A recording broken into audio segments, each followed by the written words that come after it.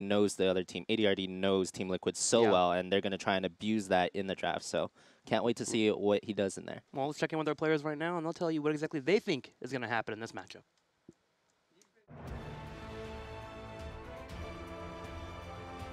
Zealots somehow lost some of their strength after the Western Clash. They look way more vulnerable than from what they did before. And yeah, going into that kind of match, I think that we are the favorite. And we do have a positive record, though. We won both of the matches during the league play, so we are rather confident against them. But if Zealots can find their old strength, they are a very, very strong opponent. So we're really motivated still to make it to MSB. Our team atmosphere was kind of bad after these few weeks, and we're trying to fix those issues and do well in playoffs. So facing up Team Liquid is quite hard. I think they improved a lot during this phase.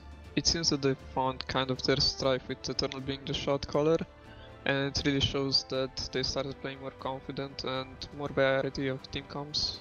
I think the biggest impact on the games against Liquid, it's gonna be either Billy or Eternal. Both of them are playing very well together lately, and it just shows how much they improved through the season. And they're really motivated to make it to MSB, and we'll just see how they show up on that day. And we made it through Tricked, so that's already good.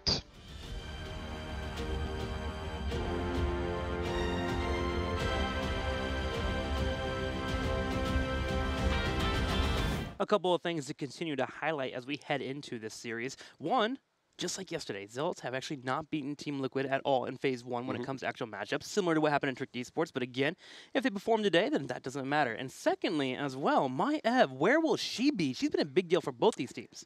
The entire time I was waiting for you to just make some dumb comment again, and you went actually for the serious one. I like it. I'm going serious. No, you're actually right. Like, Maiev is going to be super interesting because Team Liquid was the team that played Maiev the entire time when the rest of Europe ignored her. And as we talked about it yesterday, now all of a sudden everybody's playing her. You talked from the North American perspective that she has been a huge and essential part of the drafting there.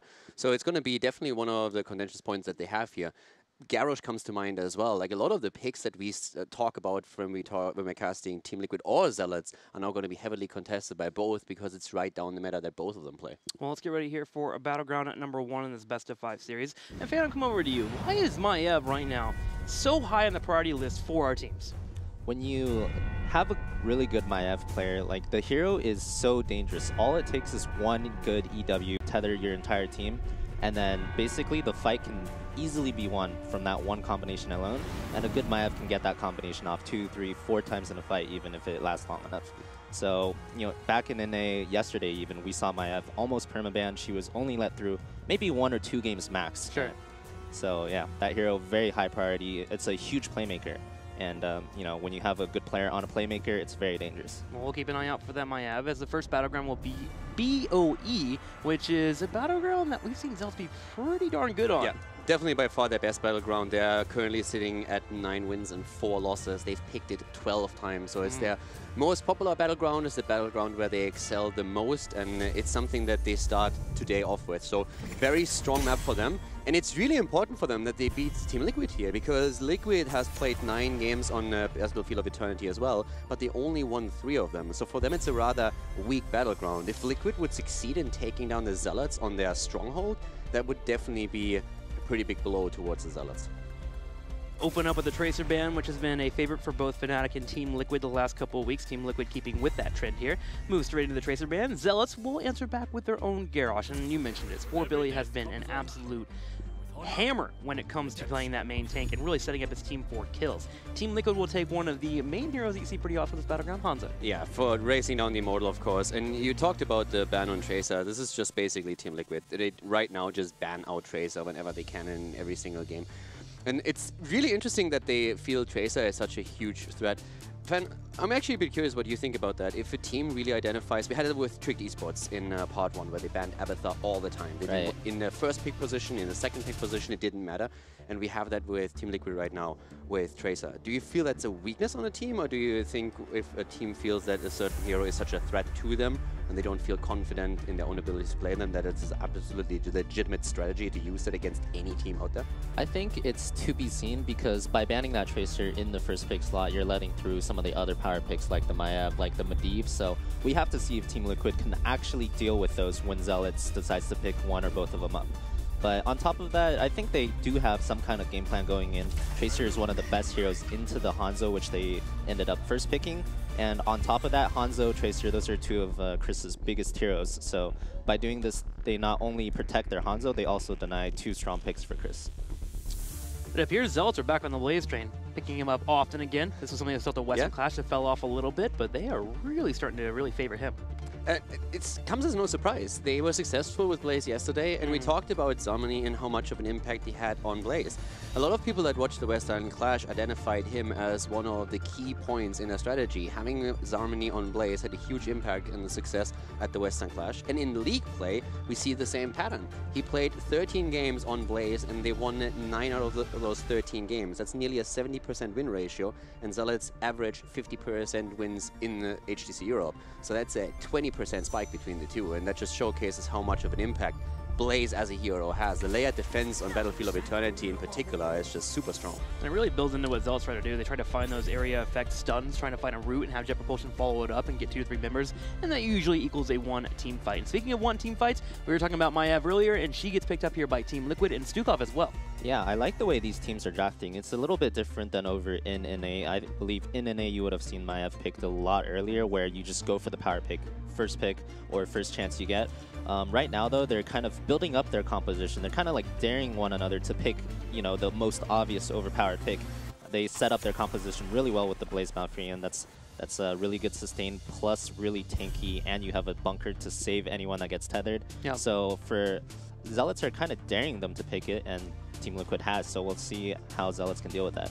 And I mean, at this point, you also, of course, have what you talked about earlier, the tether combo into a silence. At that point, if you make that happen, and then maybe you can even follow up with an arrow, you just have so much kill potential on anything that you can drop here. But from the perspective of Zealots, I feel that they, at this point, they don't show too much. They have a very flexible opening at this point, very safe with Blaze for Zarmany, Malfurion, of course, you know, too. And you always have to consider the ADR defector. Yeah. We haven't seen it too much, but it's always a threat that is in the back of your head. Tassadars, the Abathur effect may be possible here on BOE.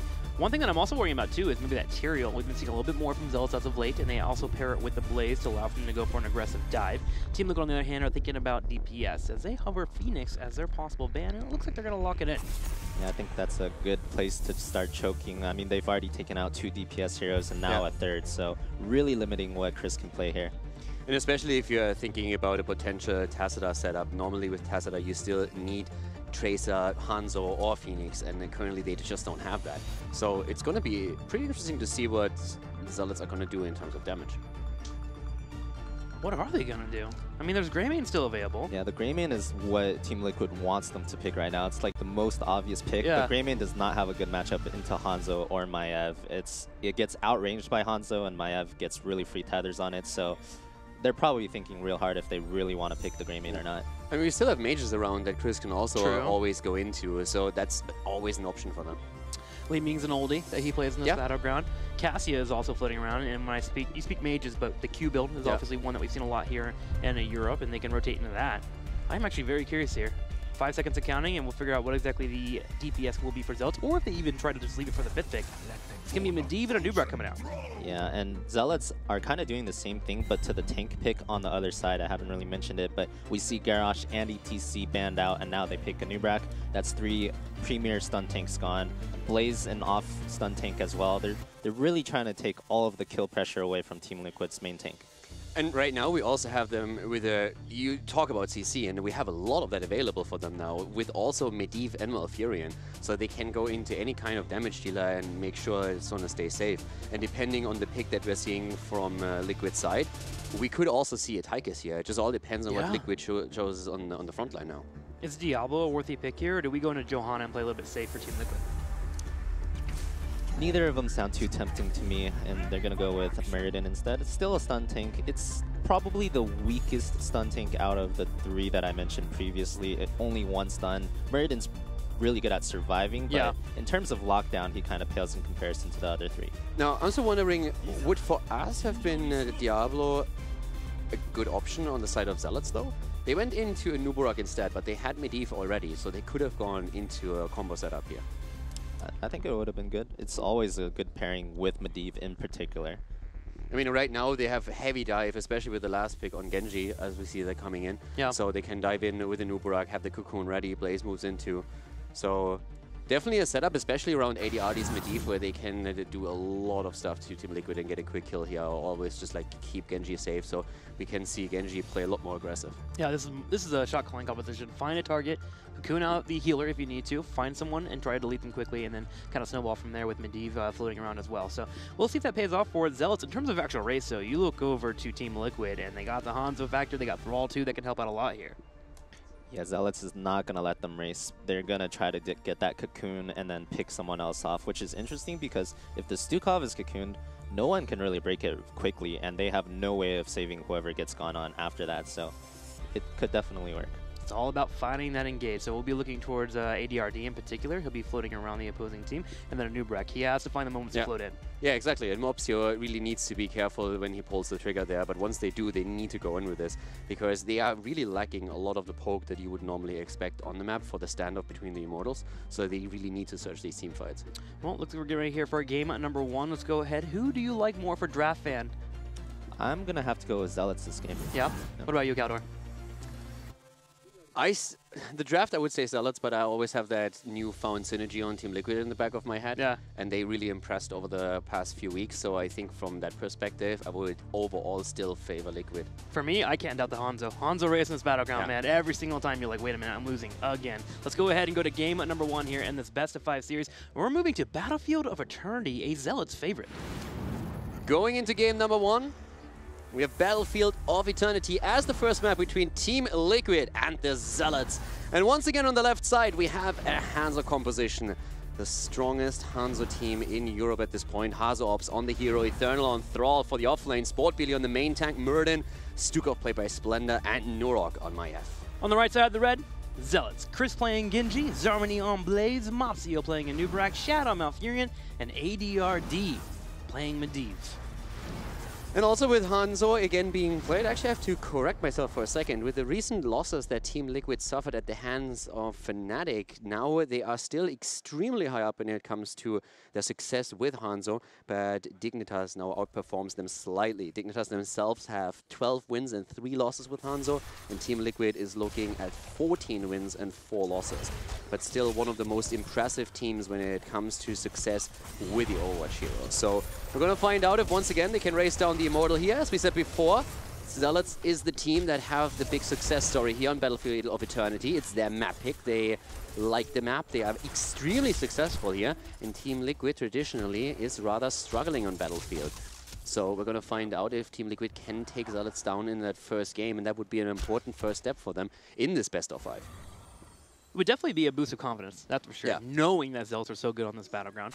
Mopsio already coming around here for the side for a flank as they have Medivh floating around, but Team Liquid is doing a really good job of checking all of their T's and dotting their I's, making sure nobody's in the bushes hiding around, using that Sonic Arrow pretty effectively. Nerf goes in and gets a nice tether on ADRD, but thanks to a force of will, he's able to sneak on out. But Chris taking some damage, man. He's going to have to back up as the rest of Team Liquid steps up and attempts to take a turret. And you know, the map preferences that we've been talking about is actually really important, because with how many games Zealots played here and how successful they are, the rest of their map pool is very mediocre. They're like always hovering there between 40 and 60%, whereas Liquid still has a couple of extremely strong maps for themselves that are available that they could choose later on. Tomb of the Spider Queen is a good example. 6 wins and 0 losses there. So Liquid has a few strongholds that they can take themselves later on in the match. So if they take a win here, Zealots would be in a very, very awkward position from the map perspective alone already. No one Team Liquid, though, they'll pick Towers of Doom again if they ever start losing and then be in a spot where they actually have a losing record so far. But let's go ahead and focus on this map. Zarmany and Eternal continue to hold that top lane. For now, Eternal's main focus is trying to finish that Echo of the Elements, and he's doing pretty alright, sitting at a total of 10 stacks, so halfway there already. Yeah, which is actually pretty impressive. He's doing fairly well here, so he has half the quest completed. And at that point, of course, it's really nice for your mana pool as well, since the mana cost reduction starts to kick in. And he should be able to complete that at this pace before the Immortal actually comes in. And then, of course, it's all the poke battles that we're going to see here. One of the reasons why he has a bit more freedom at the top lane to complete the quest is that Zealots is now starting their camp. And that's where Zarmany had to peel off, needed to go for the Shaman camp here. We have Hanzo accomplishing the same job on Team Liquid's side. So both of the teams really trying to cap the camp around the Immortal spawn, which is super important if you want to get the most out of it. Just not randomly take it, always try to cap them around objectives. Yeah, trying to grab it at the same time too. Make sure that you have the opposite push on the Battleground. So Zarmany just grabs his, and Team Liquid will answer back right away. Hitting it around the 5 to 10 second mark is usually a good benchmark because you want to be able to move over towards that Immortal race. Now, Zealot's actually put a little bit of a gank here in the top lane as Zarmany starts to control out this lane, but Eternal, realizing nobody is on the map, is going to play nice and safe. So nice read by him. Yeah, Eternal only needs one more stack as well, so he's just going to Chain Lightning one of the minions whenever it's like low, and then he's going to complete the quest just in time for the fight here. And the fight is already starting up a bit. Sport Billy gets rooted into the ground as we are seeing the Zealots move in. The aggressive composition as we said before. And they are trying to put the pressure onto Hanzo. Hazops is immediately being attacked and he goes down. Genji takes him apart here. Zealots find the kill, and may I find another here as Neurot's getting pretty low too. Chris jumps over the wall, goes straight for him. He continues to get lower and lower. He wants to jump over to the wall, but Chris finds him with a swift strike, and he jumps over to Splinter too. Zealots finding 3 kills in the early game. Chris using the resets here and just gets kill after kill, going up against his old teammate, of course, going up against Norok here. The two of them, especially in alpha and beta times, were absolutely inseparable, and at some point we just saw the two of them split up and go down different paths, but right now, very impressive here. Zealots with a triple kill starting the game off, and that's a huge chunk in experience, and of course also elite when it comes to the Immortal race for the first objective. That it is. Now, Hasselhoff immediately jumps over to the Immortal here on the left. Typically, on the first Immortal, you're okay with giving it up as you can race pretty darn well. As Team Liquid's going to go ahead and set 4 defense in the top right corner. They're actually delaying for a pretty long time, allowing for Hasselhoff to continue chunking down that Immortal, but Zealots are doing their best to sneak in some damage, and it looks like they're going to eventually be able to delete this thing. Liquid was trying to put some pressure onto Zarmany and force a reaction here, but he tanked most of the damage quite easily and was able then to shield the rest of his team and move out. And at this point, we have the first objective for Zealots.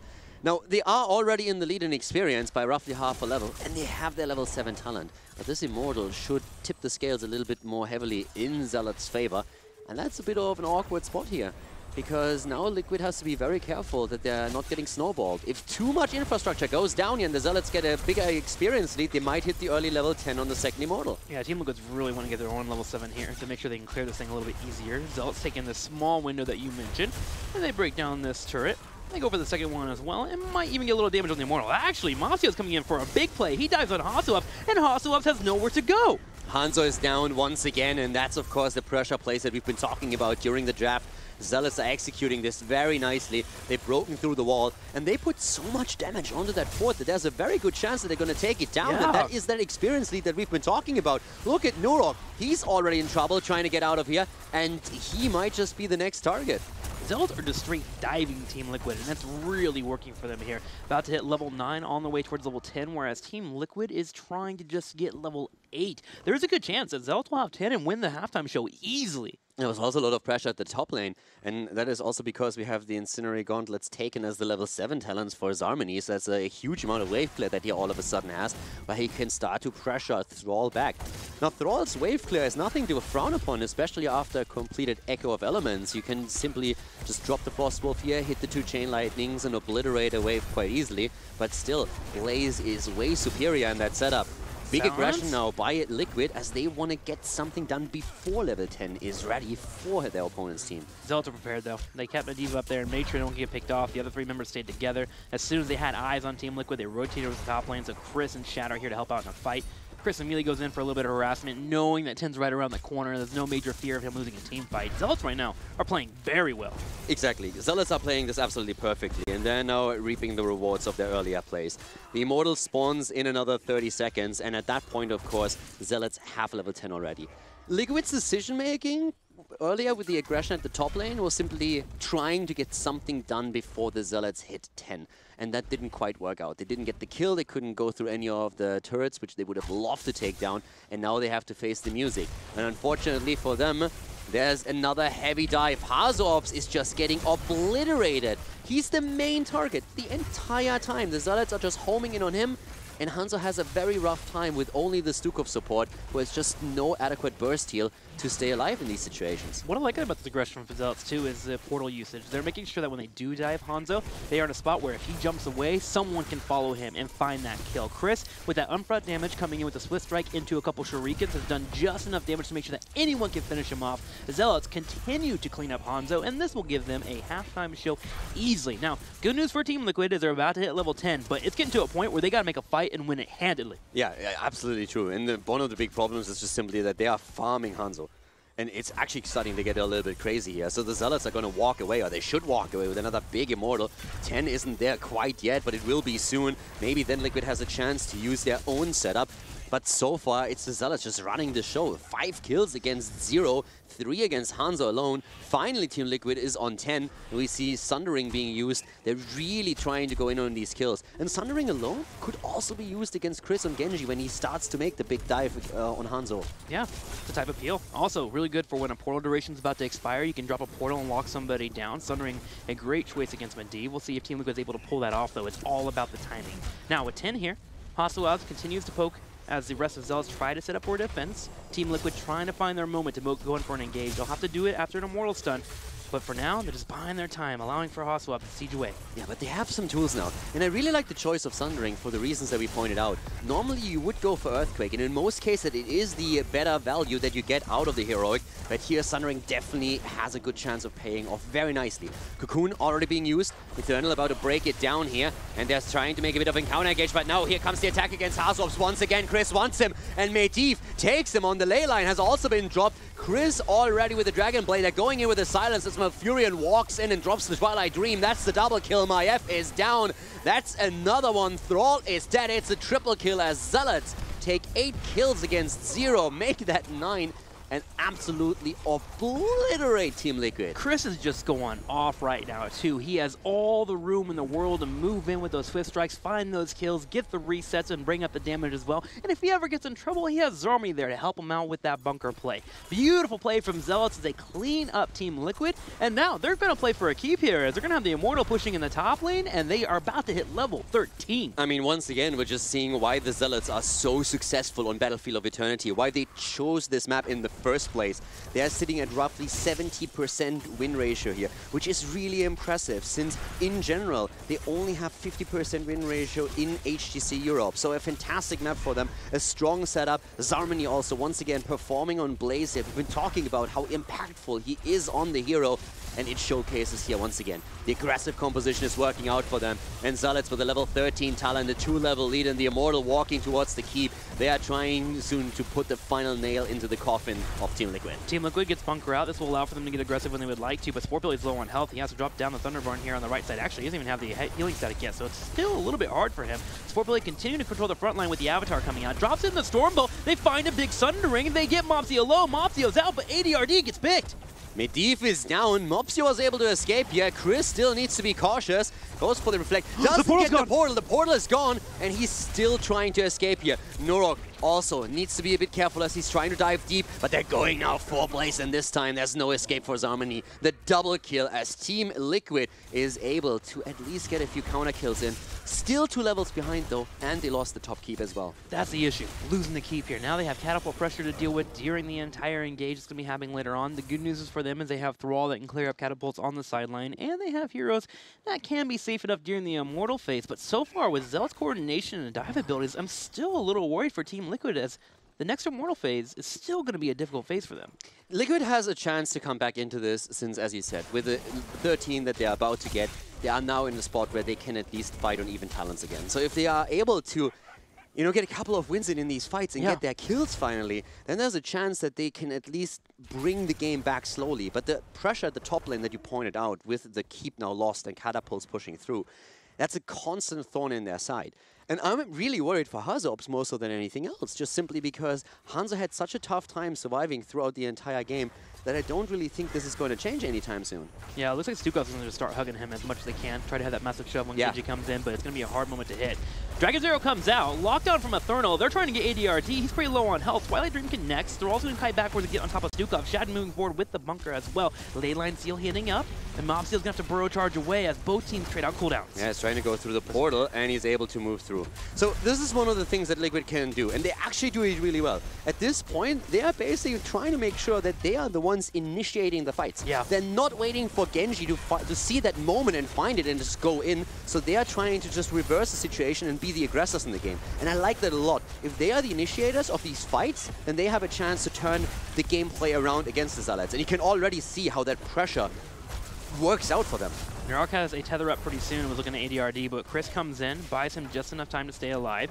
Zealots now in a position where they could chase if they would like, and with Cocoon coming up pretty darn soon, Zealots can force a fight at any point. Hasselhoff jump over the wall, low on health. Burrowjar comes out with a massive jump, will keep him alive. Hasselhoff gets healed up by Splinter, nice job by him. Zarmi continues to chase, he'll have a jet propulsion pretty soon. Chris with a Dragon Blade, and Chris is just smurfing right now. Goes in and gets the kill together with Malfurion. Eternal is down. Billy has to pop the Avatar, but even that doesn't do anything here since the jet propulsion locks him into place, and then he's dead again. The 13 talent fight that Liquid was looking for looked good for quite some time, but the Zealots again, with the resilience that they have, turning it around, getting the double kill, and now having a free shot at another Immortal, and closing in on level 16 talents too. I feel like Team Liquid has one more team fight on this game, or they're going to be losing. This Immortal goes down to halftime show. In about 5 seconds, we're going to have Murden back, able to move in for an engage. The main issue is Zelta are about to hit level 16, which makes it even more hard for Team Liquid to go for the fight. But it feels like they might just have to go for it. Now, look at what Zealots do. They immediately move down and take the wave. They're saying, like, guys, don't even stand here. Let's just take the wave right away, get the 16, and then through that, we're going to engage into the battle. And it's, of course, once again, a super impactful talent for them here, too. So it's going to be extremely difficult for Liquid to make any moves here. They really need that setup through Hanzo's arrow to get a kill. If they can make that happen, then maybe. But Zarmany here has no problems whatsoever to stay alive. Mobsio goes in again, and we're just waiting for Chris to try and pop off into the backline. The Warden's Cage comes out, but the bunker popped in to make sure everyone's nice and safe. Narok's low on health. He uses the Volt to escape. Heals coming out from Slender will keep him alive for now, but the rest of the Zealots step up, jump on top of the Immortal, and start to shred it. Sportbilly has to make a play. He comes in, he drops the sword ball, and stuns Mobsio. Cam at the top lane is doing so much pressure already, and we're seeing the Zealots grabbing another Immortal as we have Team Liquid desperately trying to defend here, but it's just not enough, and that's nearly 100% shield. Team Liquid needs to kill, and they need it now. They cannot defend against this, not against a 100 shield Immortal with level 16 talents on the opponent's side. They need to make a move now, but it's Zealots. They're starting to engage again. The shove comes out. Genji still surviving here, tries to go. He gets the kill against Stukov. Hanzo goes down, and that is Team Liquid just falling apart in game number 1. And it's a Chris show right now with the Dragon Blade. He goes in, finds a couple of kills, looking for a third. There's a Swift Strike flowing like water here on top of Team Liquid. Chris continues the chase as they turn their attention towards the core, and with 3 catapults to help out, this is looking like it's going to be game. Zealots in game number 1 on one of their favorite battlegrounds, absolutely shutting down Team Liquid. That is destroying them here. That is absolutely not what I expected coming in. It is the best battleground of Zealots by far, and they claim victory again. Great play by the Zealots. And, I mean, they toyed with Team Liquid. Yeah, it really came down to them really boiling the pressure on top of Hanzo and making it very difficult for him to escape. I mean, Fan, you saw that matchup there too. Hanzo felt like he had nothing to do against that Genji aggression. Yeah, and, you know, a big part of why that is not just because of the Hanzo, but because of the Stukov. And, you know, I keep stressing this even yesterday. Stukov cannot save you when it's a single target CC chain burst. You need something else. You know, when Zealots drafted it at Western Clash, they always paired Stukov with a Blaze, with a Medivh, a second form of protection. And you saw it very well in that game. Like, the Stukov could not save anyone that was win on. Just death after death after death. Stukov could not save them, and it snowballed the game. I mean, again, I liked how Liquid was trying to turn it around by simply saying, we can't let them engage into us. We need to make sure that we are the ones bringing the fight to them. And in that last fight at the bot lane, it nearly worked out for them. But they couldn't confirm a kill. And if you can't make that happen, and you're already so far behind, then at some point it's just getting snowballed out of your hand by your opponent always running a talent advantage over you. The insane thing to me was just, again, we know it's a great map for the Zealots. Yeah. We know Liquid struggles here. But at the same time, that was way more one-sided than what I expected heading into this series. Definitely a beatdown. Especially if you think about the performance of the two teams over the last, let's say, 2 or 3 weeks. Because it was the exact opposite. Liquid was the one who got better, and just like ramped it up. And the Zealots, they were struggling in a slump. So now we're seeing a complete reverse of that in game 1. I mean, you guys were mentioning the dive from Zealots and how strong it was, but what I also like is their anti-dive. The ability to stop Team Liquid from coming in. The Cocoon was great for stopping momentum. Also, the Bunker as well. 2 amazing tools just to make sure they couldn't fall victim to him. Yeah, I think the Zealots had a much more well-balanced draft. They had the Medivh, they had the Bunker. So even though Team Liquid drafted all-out aggression, it was met by, you know, these amazing save tools. So the reverse, however, was not true. You know, Team Liquid, they had absolutely nothing. They drafted all aggression, 0 defense. And I actually have a replay of the first fight, level 10 versus 10 or 11 versus 10 here. You can jump into it. So if we could just pause the fight real quick here, we can see. So before this fight even happened, Zealots were just casually chunking out Sports Billy, who is now at 20% HP. He wasn't really getting gone on. It was literally just a noob and Genji just hitting him constantly while he was posturing in the front line. He had to run all the way to the left side of the battlefield. He's at 20% HP. At the same time, there's a casual Cocoon on Hanzo here. You can see Zealots, it's not like they're all on top of him. They're completely spread out across the battlefield. But the Cocoon casually goes down. It gets broken by Thrall almost immediately, but even then, we can roll the clip on. Even then, it just doesn't matter because the Stukov solo support, we can see Team Liquid all gets into position around the Hanzo. They're in a defensive line around the Hanzo. Like, they're completely surrounding him, but it just doesn't matter. Just with the Anubarak and the Genji dive, there's absolutely no save, no defensive tools. Hanzo just falls, even though technically his team is in position. And after that, we see a really great ley line followed by a Twilight Dream, and Chris just cleans up with the Dragon Blade. So good play there from Zealots. It's impressive how quick this composition can jump onto a target. I think that's what's really being highlighted there. The Nubarak dropping on the Cocoon, and Chris just being able to jump from the middle of the map there and jump in at any point. And then, of course, you have the rest of the team trying to converge on the left side, just making it impossible for anyone to retreat. Yeah, and for me, it's again a question, how much does it also come down to the map? So we said that it would have been a big blow for the Zealots if they actually lose on Battlefield, since it's such a great map for them, and how many good maps still remain for Team Liquid in the pool where they have at times not even suffered a single loss yet in Europe. So for Zealots, this was an important victory. The question is just, can Liquid bring it back now? Well, it's time to find out as we get ready for our second Battleground in this best-of-5 series. We'll be seeing if Team Liquid wants to move in for the Battleground choice, if they're going to stick with the first pick and try to keep getting out that Hanzo. I've already taken a bit of a sneak peek at the next map, and to be honest, I looked at it and was just like, interesting choice. Let's see which team took it here. And from a stats perspective, I have no clue who chose the map. Really? So I'm a bit surprised by it, out. but yeah, we're going to see that in a second. Again, from Liquid's perspective, all right, let's have a look at this. Zealots go for Dragonshire. Okay, so it's interesting to me, for Zealots it makes a bit more sense, I would say, than for Liquid, because as we pointed out earlier, Liquid still has a few maps where they have fantastic track records. First of all, they love to play on Towers of Doom. They have by now a positive track record, actually. Nice. They have 6 wins, 5 losses, but they picked the map 11 times. And they still are insanely good on Tomb, because they have 6 wins and not a single loss. The interesting part about Tomb is that usually they're not the ones picking Tomb. Normally it's their opponent. They have only one single time where they chose to, so they love to play the map from a second pick position. For Dragonshire, on the other hand, when we're looking at that Battleground, Liquid has a negative win ratio, 3 wins, 4 losses. But Zealots isn't too impressive here either. 4 games played, 2 wins, 2 losses. Sky Temple would have been a map that I could have, for example, have seen them choose here, because Liquid suffers there as well, whereas Zealots do usually pretty good on that map, so that's something that we might see later. Sure. But for now, I'm actually really curious to see if maybe this is because Zealots have some strategy that they haven't really shown yet, where they're saying, okay guys, if we come out with a bit of a pocket pick here and we just get the 2-0 lead, the chances that Liquid can actually reverse sweep us are very, very slim, so let's try and make this a quick 2-0. This map has always interested me when it comes to shot calling in that top lane. I mean, Fan, you've had some shot calling experience in the past. It feels like Dragonshire is a different beast compared to a lot of the pools, or the maps that we have in this pool.